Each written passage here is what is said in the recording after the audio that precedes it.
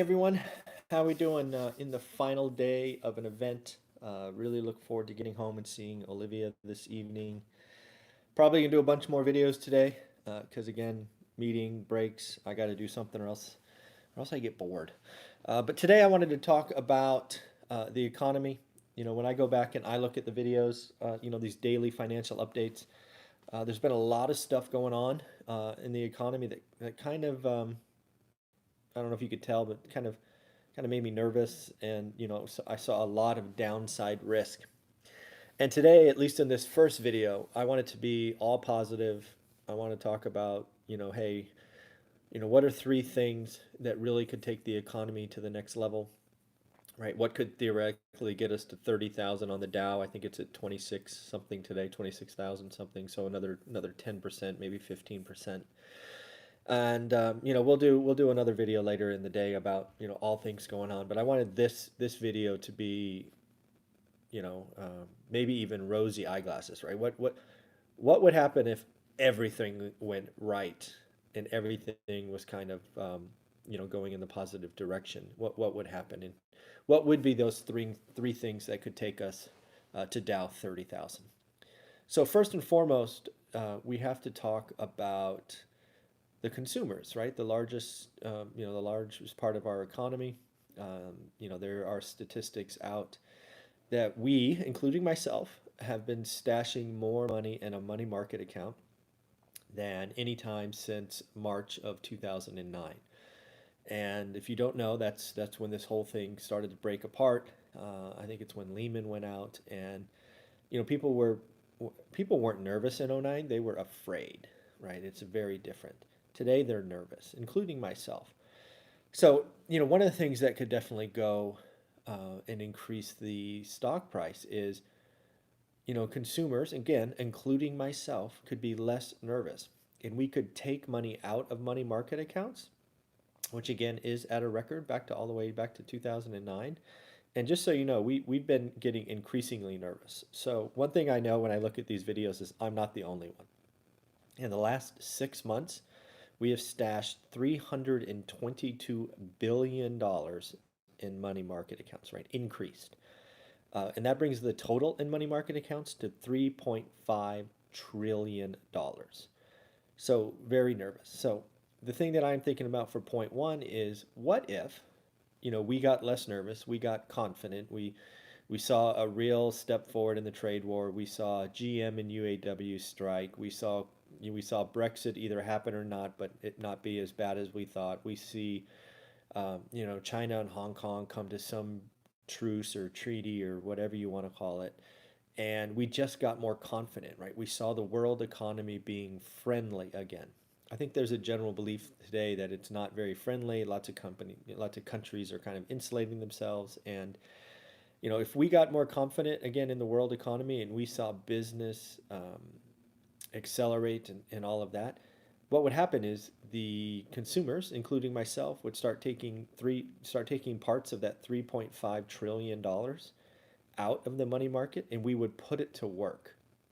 Now realize we're going to be putting this to work in an environment that is already flush with cash. So that what happens when cash, enters a system like that is prices go up.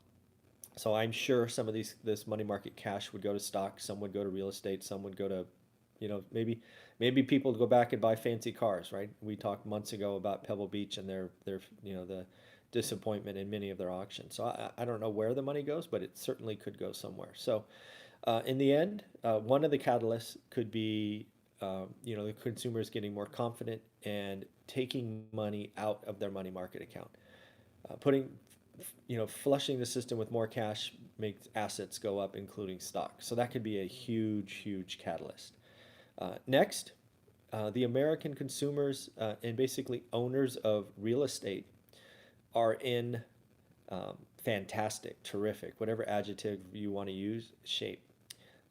We seem to have learned our lessons from the crash. We have not used our homes as ATM machines. We're not continually going back and doing cash out refis and spending it on boats and jets and jet skis and all that kind of stuff. But that said, is we do have record equity amounts. So not only do we have record money market accounts, which means cash, but we also have record equity amounts. And oh, by the way, we have really, really, really, really low interest rates. So one of the things that I'm looking at is going, wow, if the American consumer gets confident again, not only could we use the money that we have already in our pockets, but maybe we could also go back and refi, and maybe we're just lowering the maybe we just lower the debt, right? We extend the term, lower the interest rate, and lower our payments, so we have more money to spend every month. Or what we could do is we could go in, extend the loan again to 30 years, lower the rate, and take out cash. And again, just like in point one, if we have more cash and more cash chasing assets, this could significantly increase the value of assets, meaning stocks and housing and all of that. So, um, you know, I'm not, I don't see a catalyst yet for the refi boom, but somebody could come out and say, hey, we're giving away, 3.1% refis. Anybody with, I don't know, 60% LTV or something like that. So, a refi boom could, could just be more cash for us. And again, it all goes back to confidence, right? This whole channel, every daily financial update, I'm trying to figure out where the consumer is in this kind of fear and greed. It's hard, it's difficult. There are so many things going on, and that's why you have to look every day. So I'm thinking, wow, if we got more confident, we could use the cash. And oh, by the way, if we get really more confident, we go back to the bank and take some money out of our houses. That'd be a lot of cash. So that could get interesting. And then the final one, we saw a little bit of this yesterday. We need to believe and see some concrete steps in the trade war. There's been a lot of stress in the system and belief in the system over the U.S. and China trade wars. So we saw yesterday when the U.S. and China both came out and said, "Hey, phase one deal going to get signed. The two powers that be are going to get in the room very, very soon and sign this darn thing." Um, the stock market went up. I think it went up like 500 points at its peak. And then when people started peeling back the words of the statement, they realized that it was a phase one, no real concrete steps, at least were shared at that point. There was there's less belief that this is going to be good. It's more of there was at least some thoughts that this could be a head fake. Um, I really hope it's not. I think again, as I said yesterday, I think I actually said it in the morning. I think there's a general belief on both sides that this has gone on long enough and far enough. Um, let's really do something. Plus, I think both sides want to win. I think China is feeling the pressure of Hong Kong and the negativity and all of that. I think the U.S. has its own drama going on. So I think both sides want to win. We want some positive headline news. So I think the leaders want something to get done. So assuming that appetite for both sides wanting to get something done at the highest levels, simple, something will get done.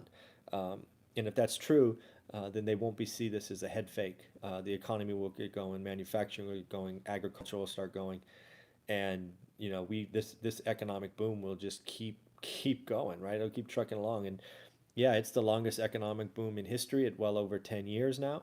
But who's to say it doesn't go 15 or 18 or 20, right? No, nobody knows. So there's a lot of things that could go right. And if they all go right, right, if consumers get confident and they put money to work from the money market, if consumers get confident and they borrow money from their 401 or their house, not 401k, if their house like via refi, and this trade war gets going and we take 3, 4, 5 monster steps in the next 6 months to get something done, man, this economy could just blaze ahead, and we could take our 2% or 1.8% growth and get a three.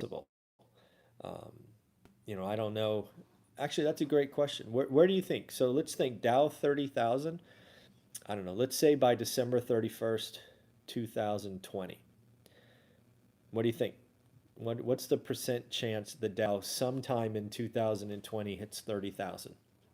Maybe it hits it in June, maybe it hits it in September, who knows? Do you think the chances of it hitting 30,000 are zero? Do you think the chances are 5%? Do you think the chances are 30%, right? What do you think it is?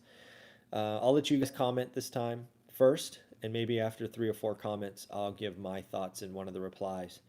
But I don't think 30,000's out of the question and impossible. It's 15% higher than we are today. So let me know what you think. What do you think the chances are we hit 30,000 anytime between now and the end of 2020?